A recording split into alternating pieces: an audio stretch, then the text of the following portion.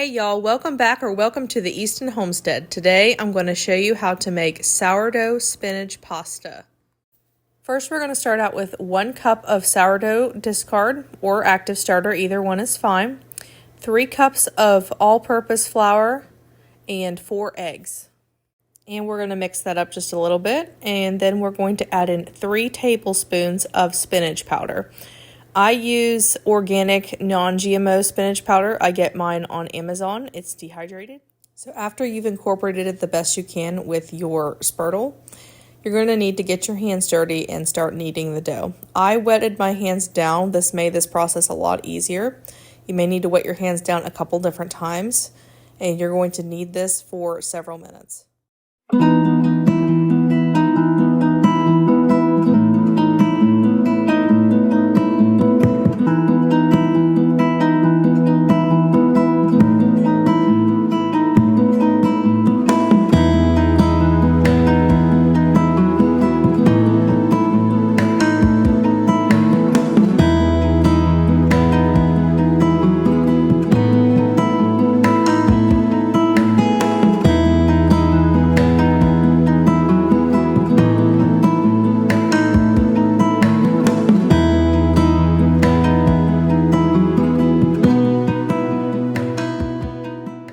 After you've got it fully kneaded together, you're going to cut it into 4 different pieces. Make sure you are dusting your dough with flour. This is going to make this process so much easier. If you don't frequently dust your dough with the flour, it's going to become sticky and be really hard to work with. So you'll notice that I'm folding the dough over top of itself. I'm simply doing this to strengthen the dough a little bit and also make the pieces a little bit more uniform and easier to go into the pasta maker. Remember, your dough doesn't have to look perfect. It's going to go through the pasta machine. It's going to stretch it out and make it nice and elastic and easy to work with.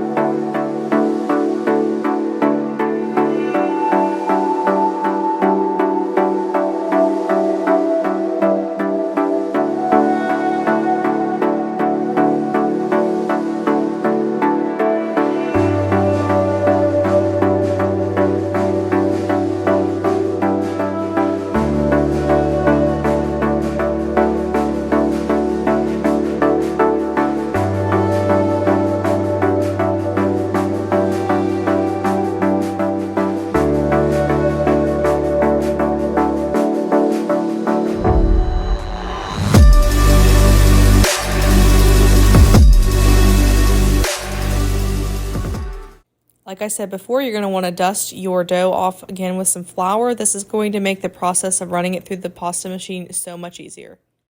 I always set my pasta machine on the widest setting for the first round of running it through, and then you're going to put it on the next size up, which is 1, and just run it through a couple times. I usually run it up to size 3. I like a little bit of a thicker pasta, but this is totally up to your preference. You can make it as thick or as thin as you want. Frequently add some more flour on there because it will get sticky and hard to work with if not, and the pasta will stick together. So you have to be really careful to make sure that it's got some flour on there so that it's not sticking to itself. You'll find that your pasta dough is going to get really long after you've ran it through the machine a few times, so you're going to need to cut it in half so it just makes it easier to work with.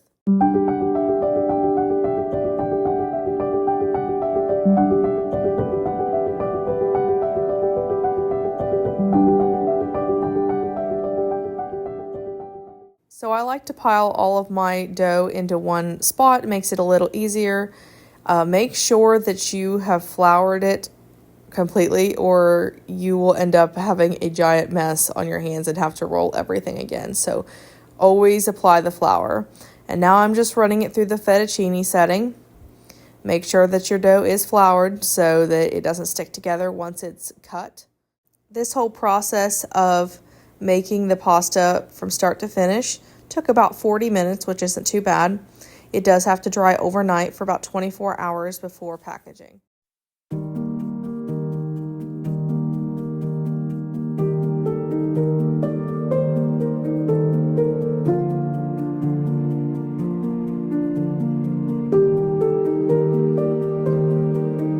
So I'm going to use my pasta rack to dry the noodles, or as I like to call it, the noodle tree.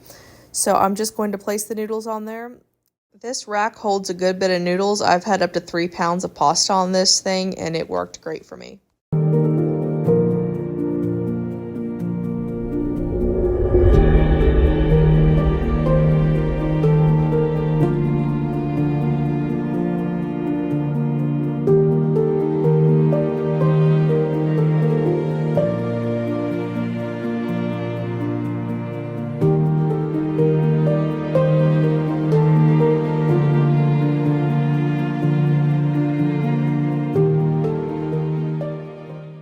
So now the pasta is going to have to dry for about 24 hours. Stay tuned for part 2 on how to package.